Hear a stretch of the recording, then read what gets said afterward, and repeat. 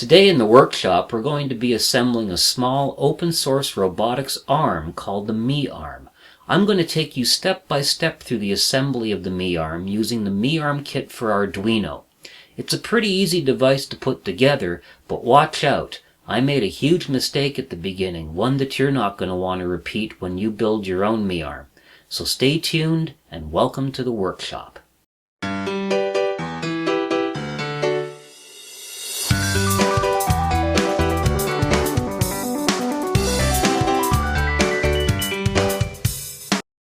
Hey, welcome to the workshop and to the first video in our series about the MeArm. Now, for those of you who aren't familiar with what a MeArm is, it's an open source robotics arm that was originally developed to teach school children about robotics. However, the MeArm is a useful tool for any robotics enthusiast. The MeArm is open source and therefore all the plans for the MeArm are available freely online. So if you have a 3D printer or the ability to cut plexiglass, you can put together all the mechanical parts of the MeArm on your own. However, for most of us who don't have those facilities or who want to save a little bit of time, you can buy a MeArm kit, and that's what we're going to do in this video. I've just received this MeArm kit. We're going to open up the box and see what's inside it and start assembling our MeArm. So let's begin by opening up the MeArm kit and seeing what's included. Now, I've purchased the MeArm kit without the controller as I intend to use my own Arduino to control this. So if you've purchased the MeArm with a controller, you'll likely get a bigger box that also includes a controller device. Now, my MeArm kit says that it was confidently packed by John, so I'm sure John did a great job of packing this. Let's see what he's packed for us here. Okay, we open it up, and we learn that the instructions are available at learn.mime.co.uk, and many thanks from Ben Gray, Ben Pert, and John Sherwood. So that might even be the John who packed my kit. So thank you very much, John. A little brochure for the MeArm and another product called the MeRobot. And then the meat and potatoes. Here we have a package of plexiglass parts that have all been cut for us. There seem to be 4 sheets with several parts on them. We'll put those aside for now. Over here. Now we've got 4 servo motors. These are MG90S servo motors. They're the Metal Gear version of the SG90, and these are just basically 4 packs of them. It's nice to see they used Metal Gear servo motors in this. Here's an extension for one of the servos. I guess one of the servos doesn't actually reach down to the controller, so this gives you an extra couple of inches for this servo wire. Very handy. A tiny little MeArm sticker, which I'm sure will come in very useful at some point. And the fixings pack with all the nuts and bolts that we are going to need to assemble our MeArm. So here are the contents of the bag that contains the plexiglass components of the MeArm. As you can see, it comes with 4 sheets of plexiglass, and each one has been cut out into a number of different parts. These components will of course be assembled in order to create our MeArm. Now, this might look a bit complicated, but fortunately the folks at MeArm have provided a PDF document that should assist with assembly, and I'm going to be going over this step by step during this video. So here's the contents of the fixings pack that comes with the MeArm kit. These are all the nuts and bolts required to assemble your MeArm. I've laid mine out on the mat just to make certain I was given all of them, and indeed I was. They are as follows. These are the 3mm nuts, then some 6mm screws, some 8mm screws, some 10mm, 12mm, and 20mm. These are all 3mm diameter screws. In addition to that, they've given me 4 feet for the base of the MeArm and an Allen key that can be used to assemble all of the screws. Now, in my case, I've decided I'm going to use a screwdriver instead, so this is a 2.5mm hex driver that I'm going to use instead of the Allen key, although I very much appreciate they provided the Allen key. I'm also going to use this plastic parts box, and I'm going to place all of the parts that I have here into the plastic box, and that way I can keep track of them and they won't start rolling under the workbench, which inevitably they certainly will do. So here's one of the servo motors that's included with the MeArm kit. There are 4 of them in total. They're standard MG90 servo motors, which are the Metal Gear versions of the SG90 that you're probably already familiar with. As with the SG90s, they come with a series of arms that can be attached to the motors, and in the instructions for assembling the MeArm, they will show you which of these arms to use in which section. Now, the first step in constructing the MeArm is to calibrate the servo motors. If, like me, you've not bought the controller, then you'll need to use an Arduino to do this, and they have instructions for that in the PDF manual that you can download from the MeArm site. I should mention there are a couple of small inaccuracies in that manual. First of all, the diagram for the motor hookup shows the motor colors as being yellow, black, and red. In actual fact, the wires on the servo motors I received were orange, brown, and red, and this is very common for MG90 servo motors. They go as follows. The yellow wire they show is actually the orange wire. This is the pulse width modulation input for the motor. The black wire that they show is the brown wire, and that is the ground for the motor. And red is indeed correct as being red. That's the positive 5 volts that you apply to the stepper motors. Now, you'll need to apply 5 volts from an external supply. You can't use 5 volts from your Arduino because it simply does not have the current capability to drive 4 servo motors. So otherwise, the diagram is correct in its hookup. We will hook the middle motor to line number 11 on the Arduino Uno. The left motor will go to digital output pin number 10, the right motor to output pin number 9, and the claw motor will go to output pin number 6. Now, you can use different pins, especially if you have another Arduino. It's just important to realize that the pins have to be capable of pulse width modulation. On the Arduino Uno, only 6 of the 14 digital outputs are capable of PWM. Once you've done that, there's a sketch that you can load into your Arduino to calibrate the motors. Again, there's a slight error in the PDF document. It simply leaves off the trailing curly bracket, which you can easily add. They also give you a site that you can go to, the CodeBender site, which has a copy of the sketch, and that's a lot easier to use. Just copy that and upload that to your Arduino. Once you hook that up, the motors will go to a predetermined position. And at this point, we're going to mark our motors with a marker pen so that we can install a couple of these arms on the motor and have them in the correct position. This is very important because if you don't do this, your MeArm will not be calibrated when you first turn it on. Now that you've hooked the Arduino up to the motors and have run the calibrate program, you need to mark the calibration points on the motors. You can do that with a permanent marker pen. I've already done a couple of them over here. I don't know if you can see that or not. I'll do these last 2. You essentially look at the motor at this angle here with the wires coming out of the left side, and you draw a line down here and across the shaft of the motor itself. And I'll repeat that for the last motor.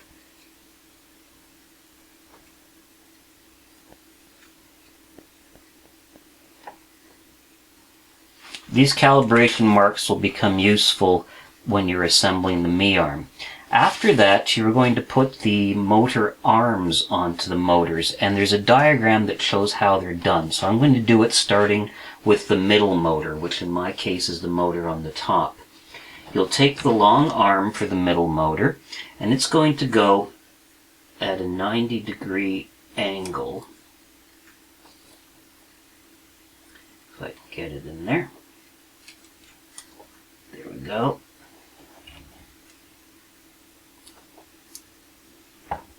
And then you take the machine screw, and you'll need a small Phillips screwdriver. And you'll place that in there. Now the left motor uses the same arm, except it's installed at this angle.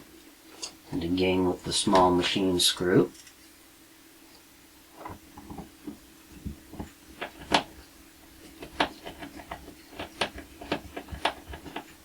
Be be very careful that you don't cross thread any of these.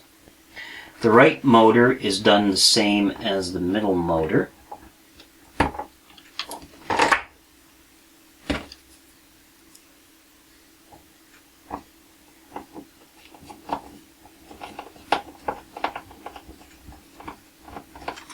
And then finally the claw motor, which uses this shorter half arm, and it's installed. Make sure that the half arm is pointing away from the side with the wires. And again, of course, we use the small Phillips machine screw.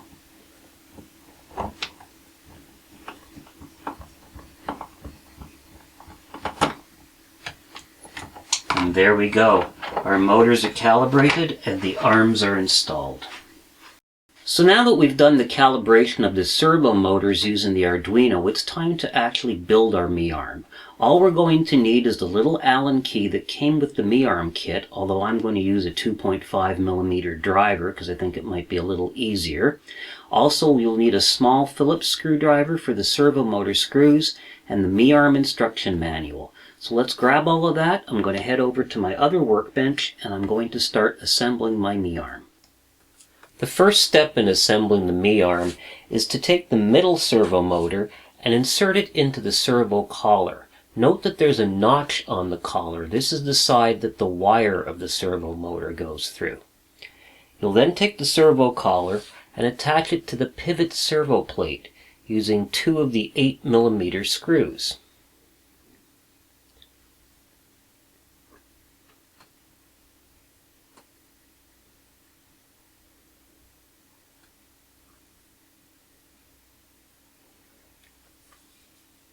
Tighten both of the screws so that the motor is mounted firmly to the plate. However, don't over-tighten them because you'll risk cracking the plastic on the servo motor collar.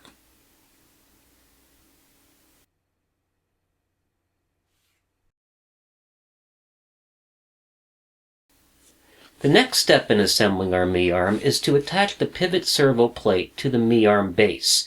You will do this using the 4 20mm screws. Insert each of the screws into the hole in the base, and then thread a nut about halfway down each of the screws. Now attach the plate. Note the orientation with the servo motor wire going toward the center of the Mi-arm. You'll then thread each of the screws into the plate until it is flush with the top of the plate.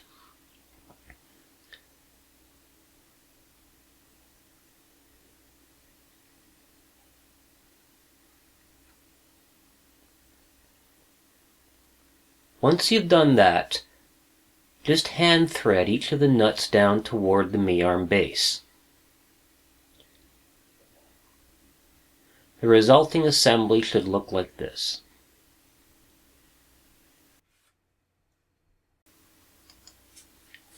Next, we will take the left servo motor and insert it into a servo collar plate. Again, notice the orientation of the wire with the notch on the servo collar plate. We will then insert this into the left arm servo plate using 2 of the 8mm screws.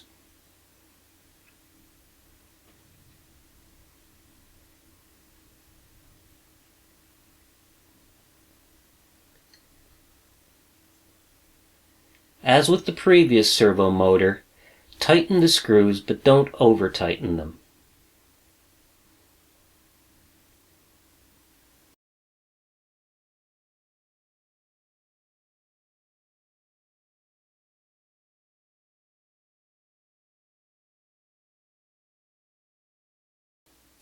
Now we will attach the servo arm to the long servo arm extension. To do this, we'll use 2 of those small screws that come included with the servo motors.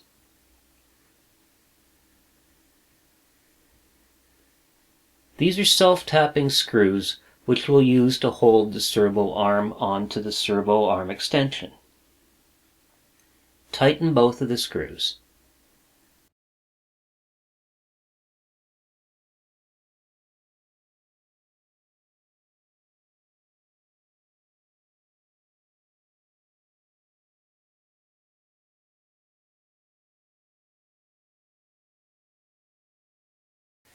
Now we'll take the servo arm extension and attach it to the left servo motor. Notice the angle that the extension is attached. You'll use the machine screw that came included with the servo motors to attach it.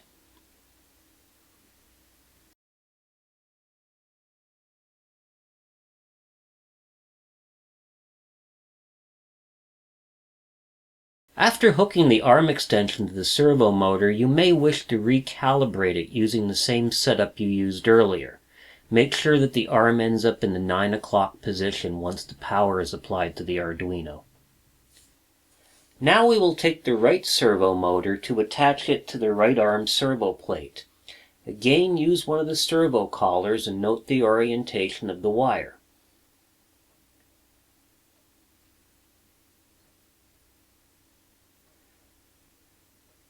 As before, the servo collar is attached to the plate using 2 of the 8mm screws.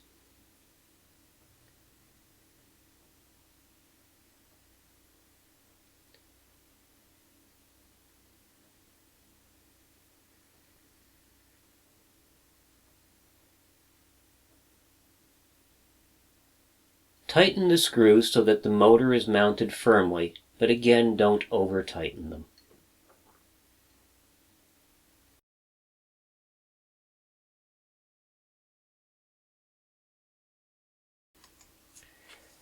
Next, we'll attach the right arm base to the right servo motor arm using 2 of the screws provided with the servo motors. Tighten these securely.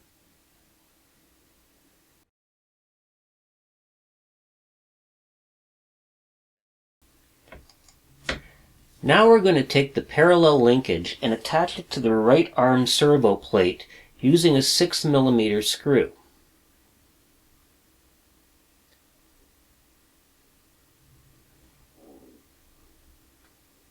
Fasten this down, but don't over-tighten it, as it needs to be able to pivot.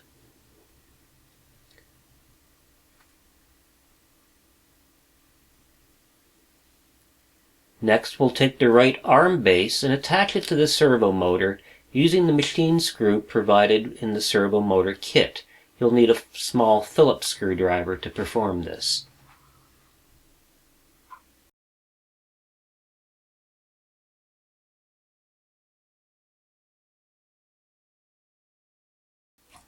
Now we're going to assemble a component that's amusingly called the pig. Take the short servo arm, the left arm base joint, and the left arm mount tablet and fasten them together using a 10mm screw as illustrated here.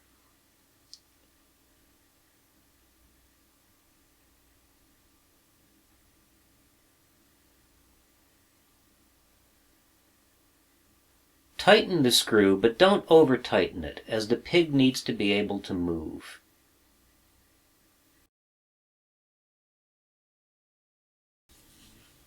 Now we'll take the servo arm from the base motor and attach it to the arm bottom plate.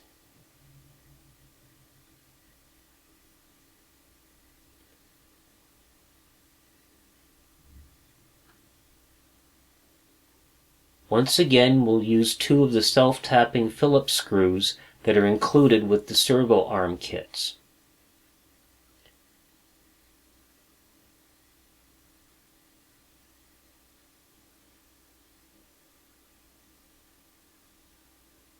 When we're done, we'll insert the machine screw in the center for use later. The next step is to insert the front arm base cross member. We'll do this with a 12mm screw and a nut, which we'll first insert into the left servo plate.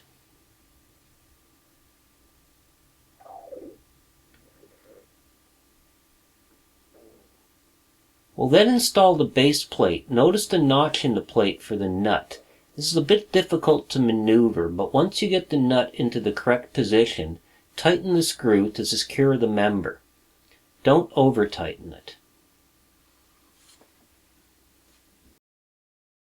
The next step is to take our pig and insert it into the front arm base cross member, along with a parallel linkage and a small spacer.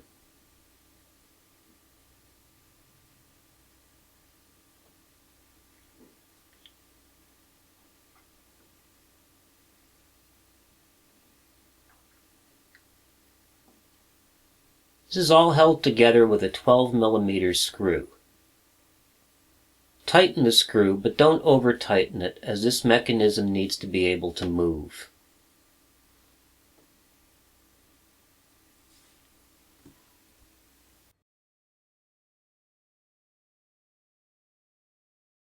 The next step is to insert the bottom plate into the left arm plate and into the base of the pig.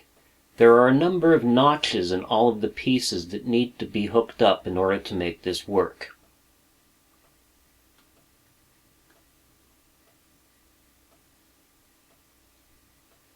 Personally, I found this step to be a bit difficult, but with a bit of perseverance you'll eventually get all of the pieces to fit.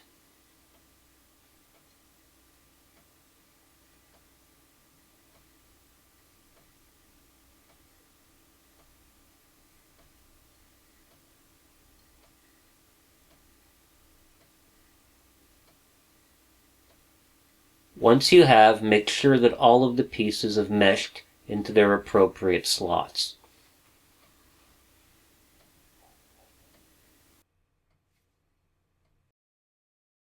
Now we're going to install the right arm base cross member. We'll hold this down with a 12mm screw and a nut.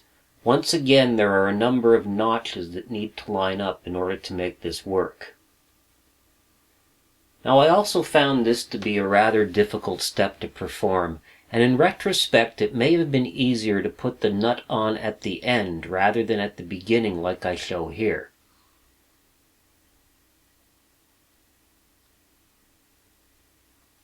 As you can see, I'm struggling a bit to get this all together, but eventually it will.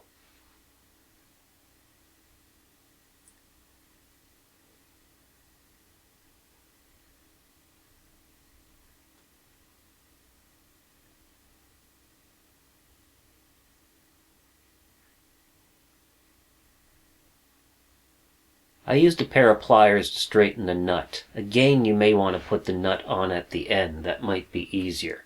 But once you've got the pieces together, tighten the 12mm screw.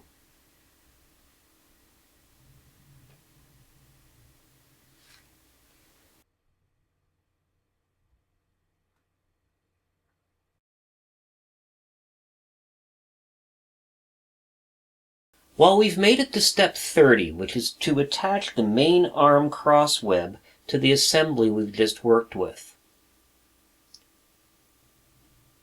Note the orientation of the cross web.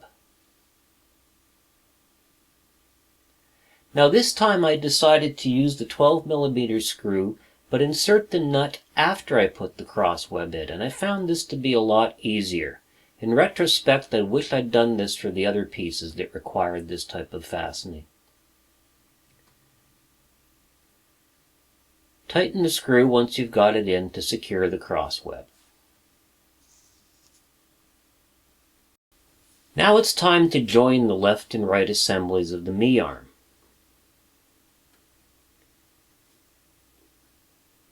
The pieces fit together with a number of notches. Make sure you mate these correctly, and don't forget about the main arm cross web, which also needs to be joined.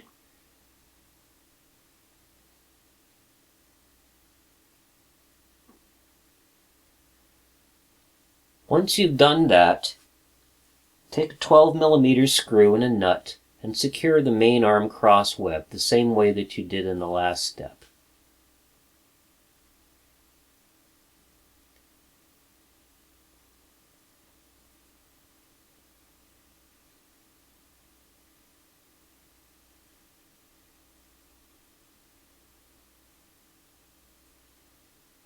Tighten the screw to hold the assembly together.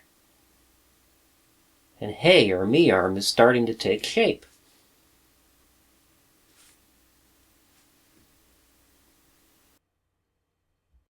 In step 32, we'll add a couple more 12mm screws and nuts in order to completely secure the two pieces together.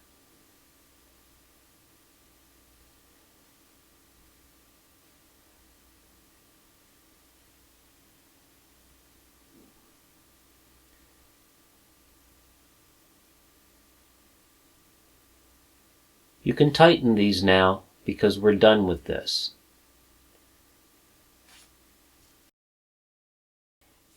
Now it's time to attach the arm assembly to the base. Notice the orientation of the arm assembly and place it onto the base servo motor. Once you've got it fit, tighten the small Phillips screw that we left in the base for this purpose.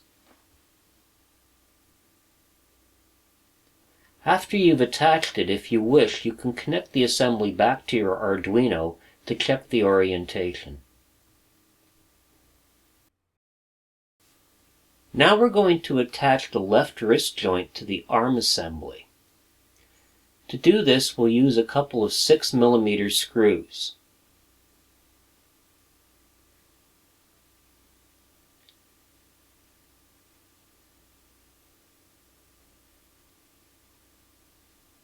Tighten the screws, but don't over-tighten them, as this assembly needs to be able to move.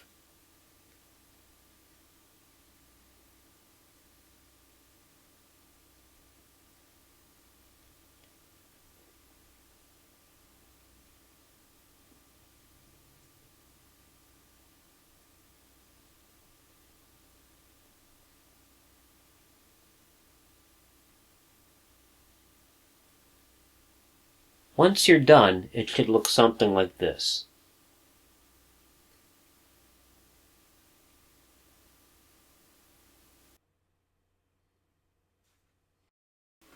Okay, I appear to have run into a little bit of a snafu in building my MeARM. Now, I've been following the MeARM manual for Arduino in order to build this MeARM, and so far it's been pretty accurate. Some of the drawings are a little bit off of what I have for parts, but I understand that because I probably have a slightly newer version of the MeARM than the one the manual is written for. For reference, I purchased my MeARM in mid-December 2016. Now, everything was going great until I ran into step number 36, which says as follows: hook the wrist joint connector into the right wrist joint. Well, the wrist joint connector is supposed to be part number 18, and the right wrist joint is supposed to be part number 31. And checking on my parts, I have neither a part 18 or a part 31, so that appeared to be a bit of a problem. I checked online but couldn't find anything about this discrepancy, so I did a little bit of fiddling around and figured out that this part that is labeled MeARM with no number on it is actually the replacement for part number 31, the right wrist joint, and that there is no actual wrist joint connector. And upon looking at it, when I look at my left wrist joint, there is no place to put a connector, and so that's why the right wrist joint also has no place to place a connector. And looking at the next step, I can see that it's going to fit, so I'm going to continue my MeARM build using this unlabeled part, but I just thought I should bring that up just in case you run into the same problem, which I suspect you will if you buy a MeARM after December of 2016. Here's the problem in detail. The left wrist joint has no place for a wrist joint connector, so you just use this unlabeled piece as the right wrist joint and install it over here. To perform the next steps, you're going to need to grab a spacer and the parallel linkage connector, as well as a couple of 10mm screws and a 6mm screw. First, take one of the 10mm screws, pass it through the right parallel linkage, and put a spacer on it. Next, we'll take the parallel linkage connector and attach it to the assembly.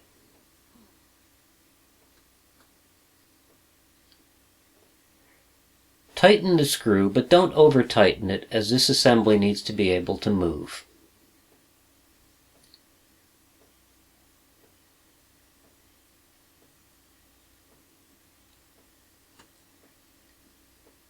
Next, we'll take the piece that we're calling the right wrist joint connector, and we'll pass another 10mm screw through the parallel linkage connector and that connector.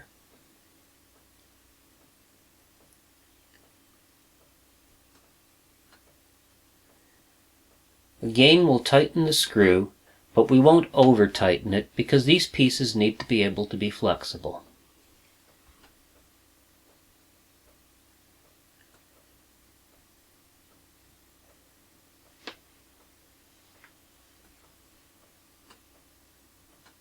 Finally, we'll take a third parallel linkage and a 6mm screw.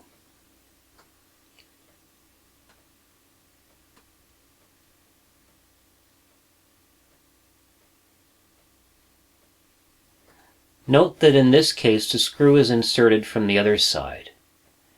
Again, you want to tighten this but not over tighten it.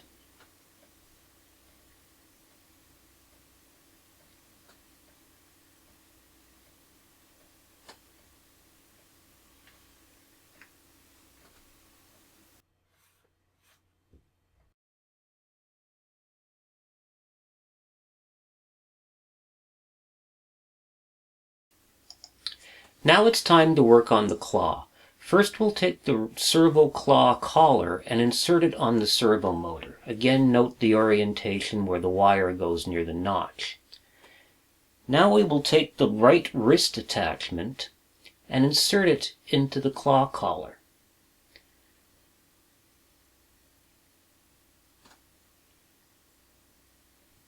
Afterwards, we'll do the same with the left wrist attachment.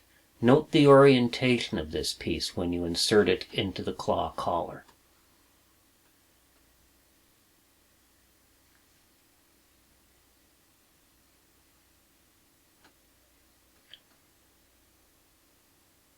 Finally, we'll take the servo mount and attach it to the assembly.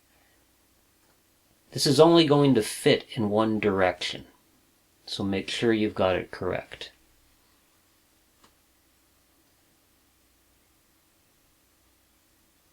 As with the other servos, this is held together with 4 8mm screws. Tighten the screws securely, but make sure that you don't damage the plexiglass when you're doing it.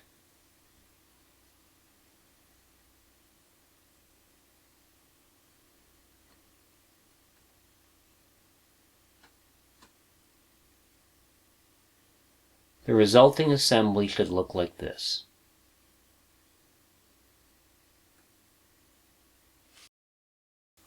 Okay, now it's time to install the grippers on the claw assembly.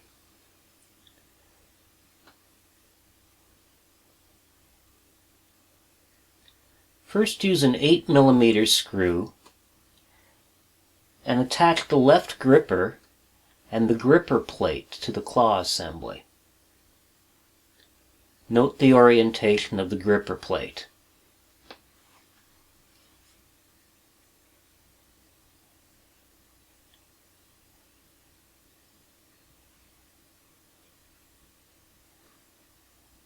Tighten the screw, but make sure it's loose enough so the claw can move. Now we'll attach the right gripper. Note that this step isn't illustrated in the manual, but it's pretty well necessary. For the right gripper, we'll need a 12mm screw. Just insert the screw through the assembly. We'll be tightening it in the next step. Now we'll take a single servo motor arm and attach it to the top servo gear. Note that this is a different arm than the ones we've used for the other servos. The single servo motor arm is attached by one screw, unlike the others which use 2 screws. Take your Phillips screwdriver out and use the self-tapping screw that was provided with your servo motors.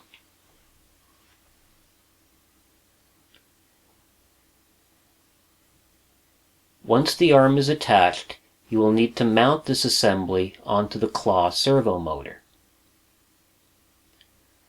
It's important to note the orientation of this. Use the mark that you made when you calibrated the servo motor and install it at the 6 o'clock position.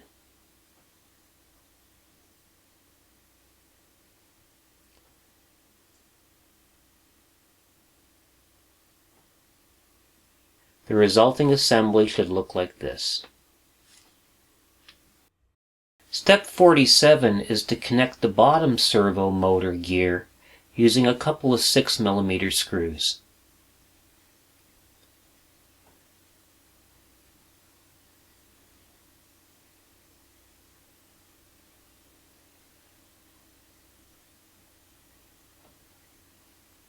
You can fasten these securely.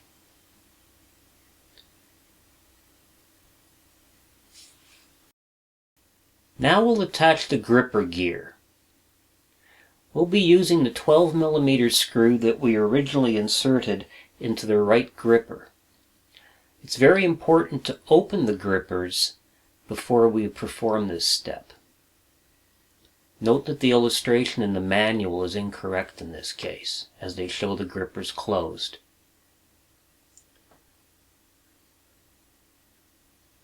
After orienting the gear, tighten the 12mm screw.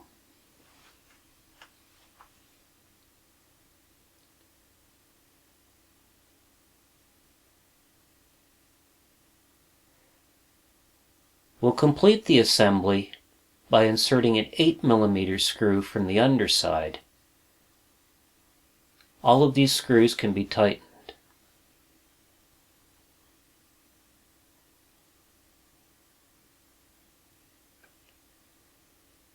If you've done this successfully, the gripper should now work correctly when the servo is moved.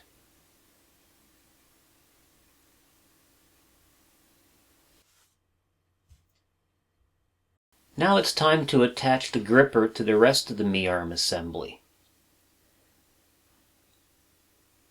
We'll start by attaching the right wrist joint to the gripper using an 8mm screw.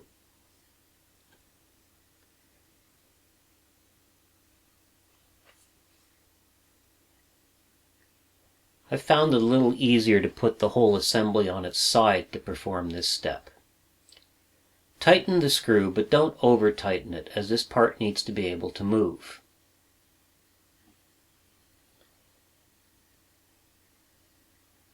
Next, we'll take the right parallel linkage. Note that you'll need to use the remaining spacer for this step.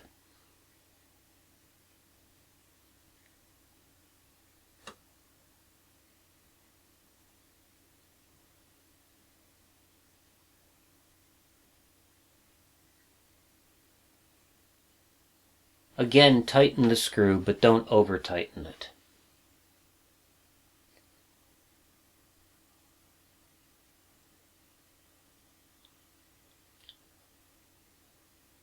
Finally, we'll need to attach the left wrist joint to the gripper. We'll be using an 8mm screw for this.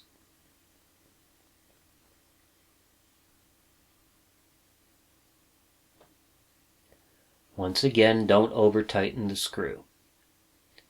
And our Me-arm is really taking shape.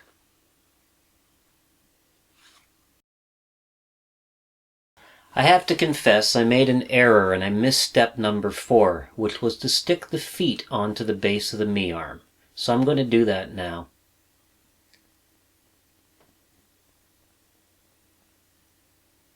Now our Me-arm can stand up on its own. The final step in assembling our Me-arm is to take the wire for the claw servo motor and thread it through the cable guide.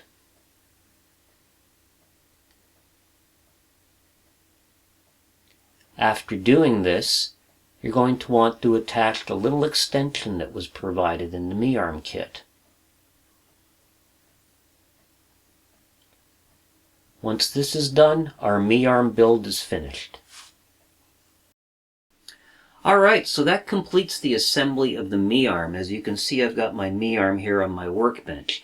Unfortunately, I have discovered that I made a major error in constructing my Me-arm, and I'll show you what that is in a few seconds, because I certainly don't want you to repeat that error should you be building a Me-arm of your own.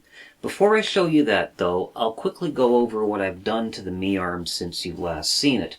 I put my Arduino back onto the Me-arm. I've mounted it to the Me-arm base. The Me-arm base came with some holes that were lined up with the Arduino mounting points. Unfortunately, the Me-arm doesn't come with any spacers, but I have a box of plastic spacers over here, and I've used that to mount the Arduino to the back of the Me-arm.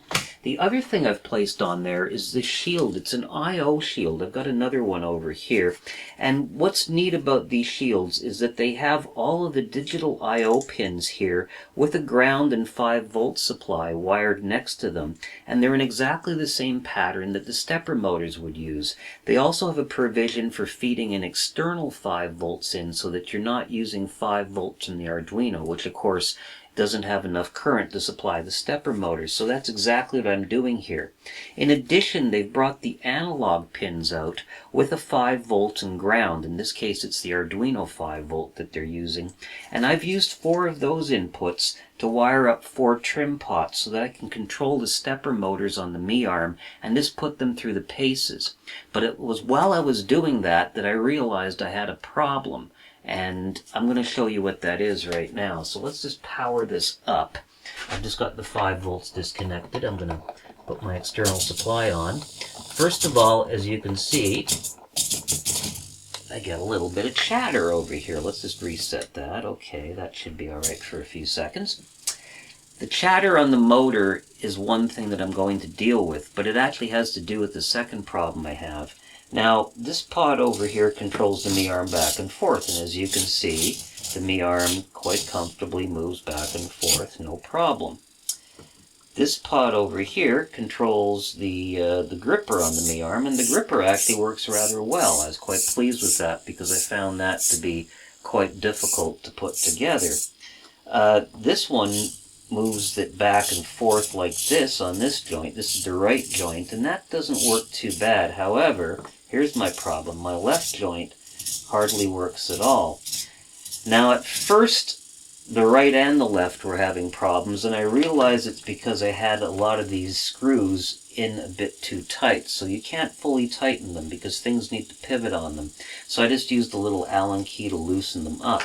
But the real problem I'm having with the Mi arm is actually that I neglected to do something right from step 1. On the Mi arm, on the plexiglass that comes with the Mi arm, it's white on one side and clear on the other side. And you've got the blue stuff, which is clear blue and white on one side. I thought that was actually the way that the plexiglass is made. Of course it isn't. There's actually a plastic shield that's on here. And this should have been pulled off right from the start. And all of my parts that have this on it are causing me grief because I've got areas here where the plastic is already starting. You can see it's rubbing underneath here and it's starting to peel off. I'm sure that's what's causing a lot of the restriction of movement on my Mi arm. So I really have no choice but to, unfortunately, take apart this Mi arm, take the little plastic pieces off of it, and rebuild the Mi arm. And that's what I'm going to do right now. I'm certainly not going to put you through the pain of watching me disassemble and reassemble it. So I'll meet you back here after I've reassembled my Mi arm without the plastic. But here's a very important note that when you start building the Mi arm, take the plastic off of the back of the acrylic sheets that you're given with the Mi arm. Now, in my own meager defense, I will say they could have maybe mentioned that in the Mi arm manual. They didn't, but really I should have seen that from the beginning. So, that's a bad one on me. But I'll get this fixed, and we'll come back here, and we'll start controlling the Mi arm and put it through its paces. Okay, so I've gone through the effort of taking all of the plastic off of my Mi arm pieces, which pretty well involved rebuilding most of the Mi arm. There's a couple of pieces that are just support pieces that I left the plastic on, but otherwise I've taken it off, and I think the result is not only a better working Mi arm, but a better looking Mi arm. So note to self, next time I build a Mi arm, take the plastic off of the plexiglass.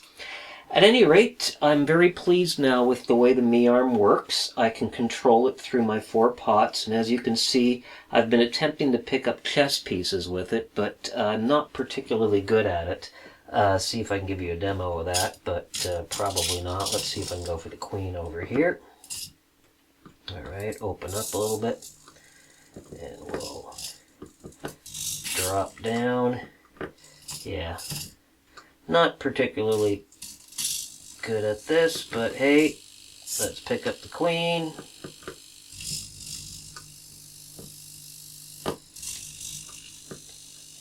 And move her somewhere else. Send it down, boy. Whoops. Go this way, and yeah, as you can see, I need a lot of work with my B-arm before I'm very good at picking up pieces. One thing you'll notice, that I've noticed, is that when you put the motors in certain spots, they tend to chatter a bit. Now, some of that is because they're in between gear positions, if you know what I mean, so it's just putting some force on the motors. But I'm going to build a more sophisticated controller for the Mi-arm in the next video. For one thing, controlling it through these little pots on the breadboard is not particularly accurate. It's hard to position them. So I've picked up a couple of these slide pots over here. These came from SparkFun, and I think they'll be a much better controller than the little pots that I have here. Here you can hear it chattering away right now as we go on. But all in all, I'm very pleased with the Mi-arm. I think it's going to be an excellent experimenter's platform.